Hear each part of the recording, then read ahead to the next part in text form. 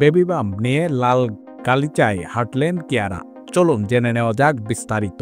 কেবল শাহরুখ খান নন, এবারের মেট গালায় লাল গালিচায় অভিষেক হয়েছে ভারতীয় অভিনেত্রী কিয়ারা আদভানিরও।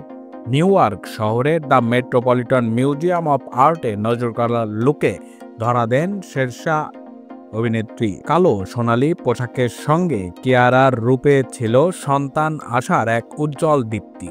কিয়ারার মেট গালার এই পোশাকে ছিল আসন্ন সন্তানের আগমন বার্তার ছোঁয়া। মেট গালায় এদিন কিয়ারা আদভানি যে পোশাক পরেছিলেন সেটা গৌরব গুপ্তা ডিজাইন করেছেন। কিয়ারা এই পোশাকটি কালো ও সোনালী রঙের মিশেলে তৈরি করা হয়েছে। সঙ্গে ছিল সাদা কালো বর্ডার দেওয়া একটি টেল।